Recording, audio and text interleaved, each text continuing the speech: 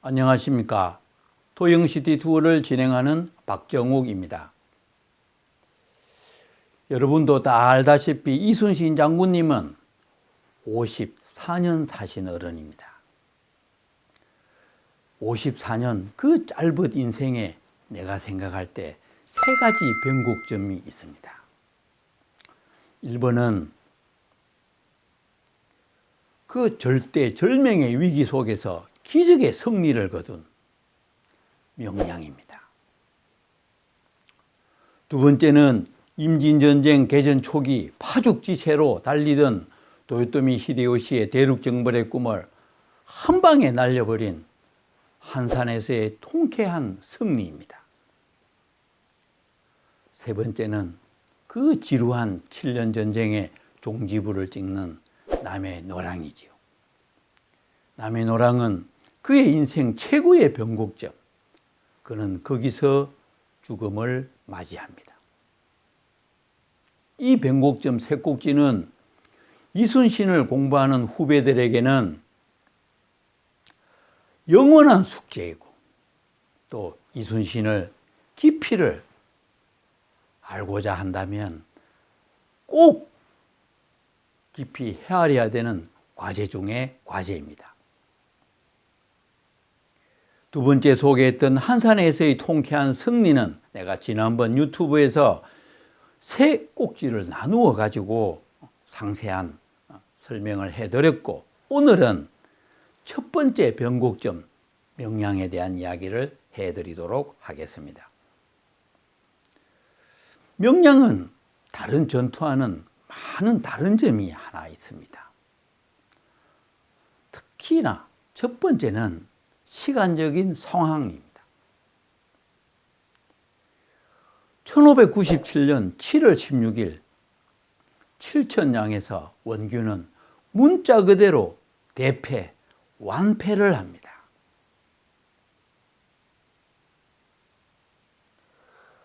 앞에서도 소개한 적이 있지만 조선 장졸 만여 명이 수장을 당하고 교북선을 비롯한 수백 척의 배가 다 불타고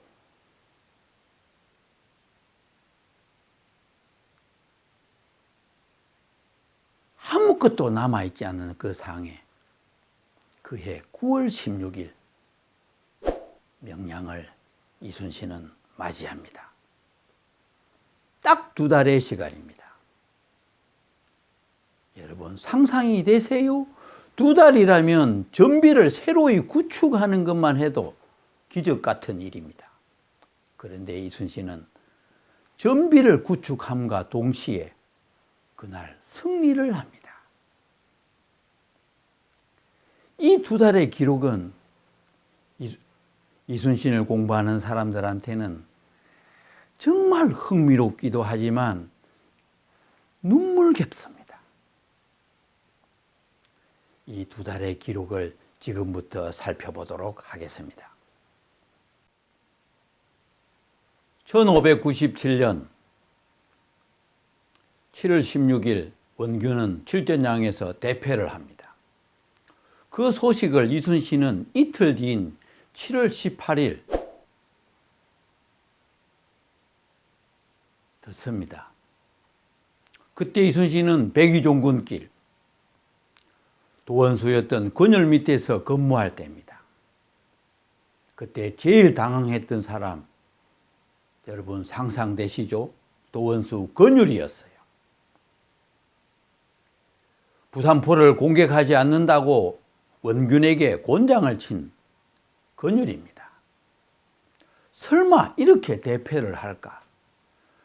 비길 정도는 되었어야 되는데 수장당하고 뿔뿔이 흩어지고 배는 다 불타고 가라앉고 원균도 죽고 이순신에게 이를 어찌하면 좋겠습니까? 하소연을 합니다. 이순신도 그다지 큰 깨가 없습니다. 왜? 그때 그는 직책이 없었어요. 하지만 침착하게 내가 연안지방을 다 훑어보고 상황을 다 파악한 다음 그때 보고를 올리리다. 그제서야 건율도 그리 하시죠. 크게 반깁니다. 이순신은 그 길로 단성, 진주, 곤양, 노랑까지 바닷가를 다 훑습니다. 거기서 칠전량 때 도망을 간 배설도 만납니다. 그리고 그 보고서를 7월 23일 건율에게 보냅니다. 이러이러하고 이러이러하니 이리이리 해야 됩니다 라고 했겠죠. 부연해서 하나만 설명하면 그 7월 23일은 칠전량에서 대패를 한 소식을 들은 조선 조정이 긴급 회의를 하고 급하게 세 번째 삼도 수군 통제사로 이순신을 결정한 날입니다.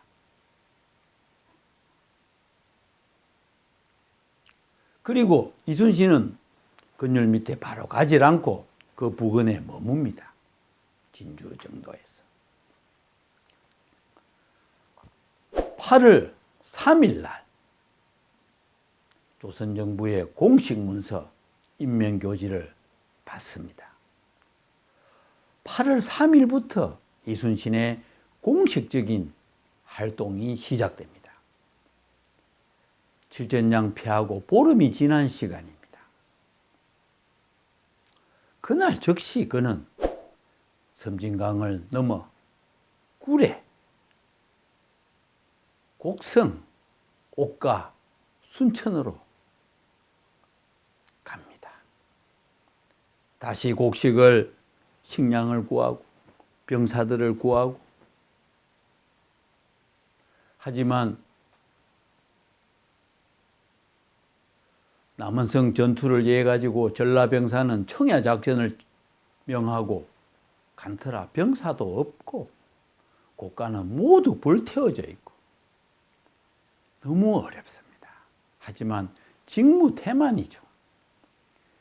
청야란 불을 태우고 적이 사용할 수 없도록 해놓고 다 도망가라 했는데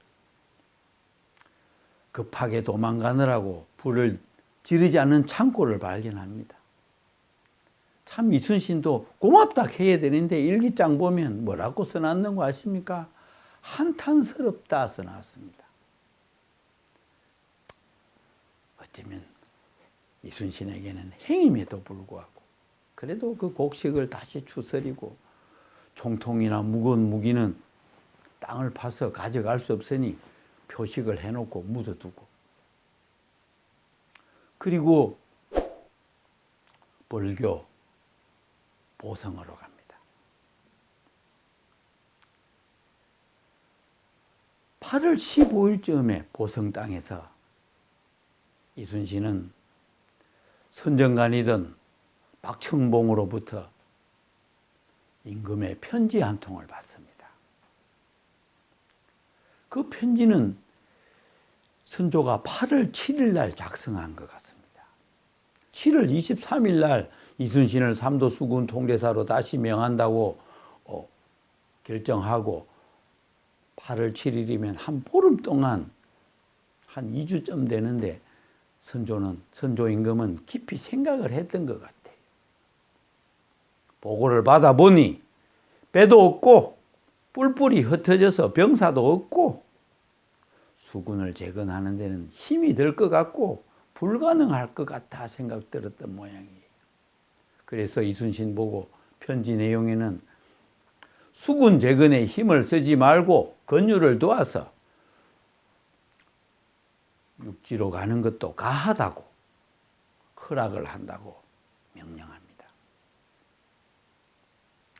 어쩌면 선조 임금이 이순신한테 배려라는 것을 한 것이죠. 그런데 이순신 그날 그 임금의 편지에 답신을 보냅니다. 여러분들 다 아시는 이야기입니다. 상유 12 미신 물사 신에게는 아직도 12척의 배가 남아있고요. 미천하지만 내가 아직 안 죽었습니다. 대단한 배짱입니다. 대단한 용기죠. 그 용기가 어디서 나오는지 정말 부럽습니다. 솔직히 이야기하면 군사도 얼마 모이지도 아니었어요. 식량도 넉넉하지 않습니다. 게다가 배설은 아직 배도 안 가져왔어요. 제3자의 입장에서는 허풍처럼 보입니다. 그런 상황에서 아직 내가 죽지 않았다고, 배가 12척이나 남아있다고 이렇게 말하는 이순신, 대단한 용기입니다. 그리고 며칠 뒤 8월 19일 해령포에서 배설이 배를 가져옵니다. 처음으로 전함을 만나는 것이죠. 제법 구색을 갖추었습니다. 한 30여일을, 한 달 동안을 그래도 고생한 보람이 생겼죠. 그런데 그 다음날 그 해령포가 좁았던지 이진 만호형으로 옮겼는데, 그때부터 한 사나흘간을 이순신은 긴장이 풀려서인지 연유는 정확히 알 수 없지만 끙끙 앓습니다.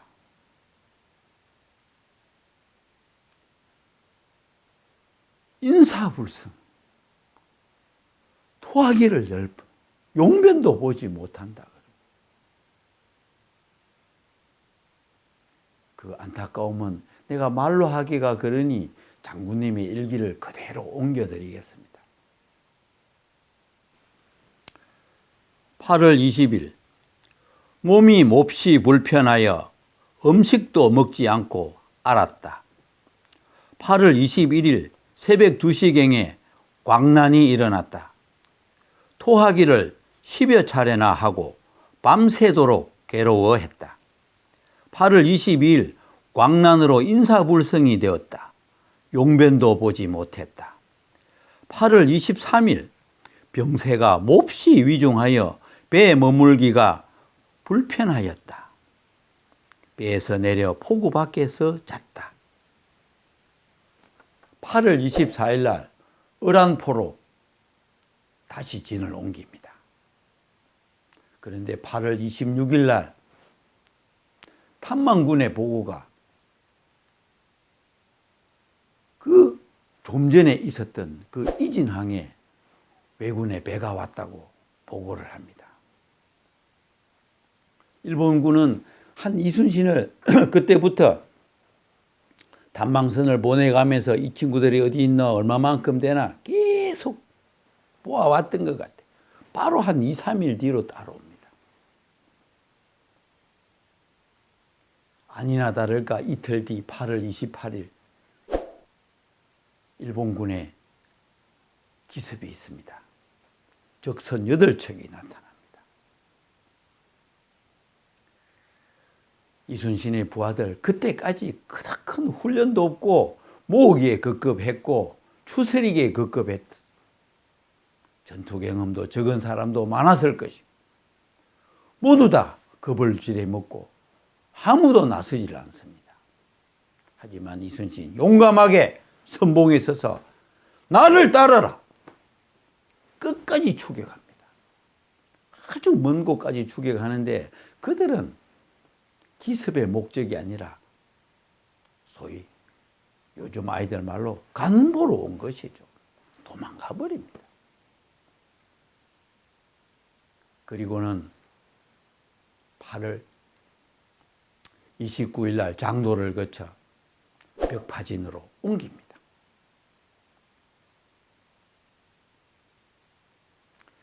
8월 29일부터는 한 보름 정도 시간인데 바람도 많이 불고 바람이 많이 부니 뭐 여러분도 9월이면 양력으로 치면 10월입니다. 북풍이 불고 북서풍이 불고 진도 180는 바람을 바로 맞는 곳이라 배를 운용하기가 좀 어려웠던 것 같아요. 이런저런 일이 생기지만 아주 재미있는 일 두 가지가 생깁니다. 9월 2일자입니다. 배설이 도망을 갑니다.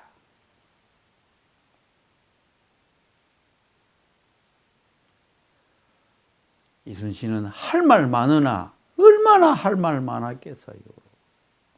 배설은 자기 군영에서는 넘버원입니다. 그를 제외하고. 최고의 전투 경험이 있는 지휘관이었고 그동안에는 몸 아프다 하면 실화하고 달래고 어슬리고 그도 도망을 갔던 친구라 일본군이 강하다는 것을 알고 있습니다. 그러니 겁부터 났겠죠.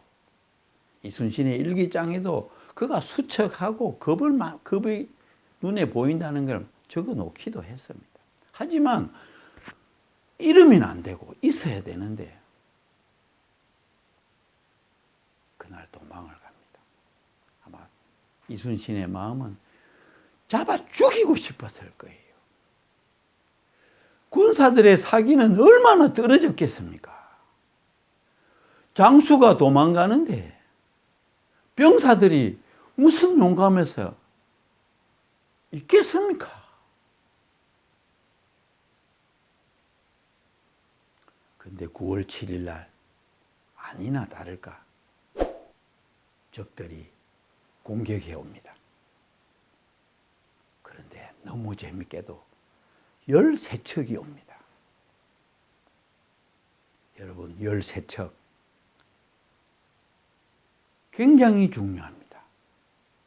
뭘 의미하냐면 일본 아이들은 조선이 몇 척의 전함을 갖고 있는 것을 이미 알고 있다는 뜻이에요. 수백 척이 있고 준비되어 있지만 그들은 13척만 딱 보냅니다. 13척만 해도 그 사기가 떨어진 조선의 수군을 이길 수 있다 생각했던 것이죠. 일본군의 자신감이 엿보입니다. 어쩌면 그 자신감을 넘어 자만감까지 엿보입니다. 그런데 이순신 역시 용감하게 선봉에 서서 그들을 물리칩니다. 하지만 파도가 많이 일어나가지고 바람이 많이 불고 해서 멀리는 추격을 못합니다. 그리고는 백파진으로 돌아와서는 부하들에게 특명을 내리죠. 오늘 밤 야습이 있을 것이다. 경계를 소홀히 하지 말고 준비태세를 갖추라고 명령합니다. 아니나 다를까 10시경에 야습이 행해집니다. 뭐 준비됐던 터라 용감하게 싸워서 물리칩니다. 그때 병사들의 사기, 배설이 도망감으로 인해서 바닥으로 떨어졌던 사기가 우와, 내가 이순신 장군님 시키는 대로만 하면 우리가 이긴다. 사기가 한층 올랐죠. 그리고 그 이틀 뒷날이 9월 9일 중양절인데 제주 점세라는 친구가 이순신한테 소 5마리를 바치는데 그 소 5마리를 잡아서 부하들을 배불리 먹입니다. 그날도 정탐선이 나타나요. 쫓아가기도 하지만 그건 잡을 수 없는 정탐선이고. 그리고 난 며칠간은 바람이 또 너무 많이 불어가지고 아무것도 못하는 상황입니다. 그런데 9월 14일 날 탐망군의 보고가 옵니다. 해남 어란진에 외선 200여 척이 나타난다고. 그 소식을 들은 이순신 급하게 피난민들을 배를 두고 육지로 올라가라 하고 조치를 다 취합니다. 그리고는 그도 그 다음날 일찍 9월 15일이죠. 명량을 내가 뒤로 두고 이들을 맞이할 수는 없다. 내가 명량을 앞을 보고 싸워야 된다 하고 전라우수영으로 진을 옮깁니다. 그리고 그날 저녁 부하들을 모아놓고 훈시를 하죠. 아마 이순신을 공부한 사람이라면 너무너무 잘 아는 훈시입니다. 필사적생, 필생적사. 죽으려면 살고 살락하면 죽는다고. 병서인 오서에 있는 말을 인용했지만 이순신은 그 말을 인용하며 부하들을 독려하고 가다듬습니다. 죽으려고 해야 산다고. 여러분, 이 말은 이순신이 부하들한테 한 말이 아닙니다. 그 자신한테 했는 말이죠. 죽으려고 해야 산다고. 살라 하면 죽는다고.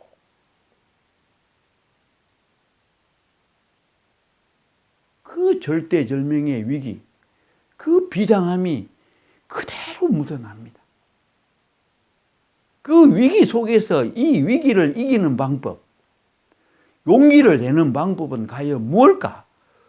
죽으려고 마음 먹어야만 살 수 있다는 것을 강조합니다.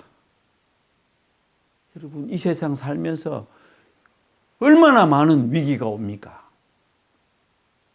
그 위기가 왔을 때 내가 죽으려고 마음 먹는다는 사실은 굉장히 힘든 일입니다. 내가 살기 위해서 하는 것이지 죽으려고 하는 건 아니지 않습니까? 정말 죽으려고 마음 먹는다는 게 쉽지 않습니다. 그런데 이순신은 그 죽으려고 하는 마음을 가져서인지 그 용기 덕분에 그 다음날 9월 16일 정말 기적 같은 승리를 거둡니다.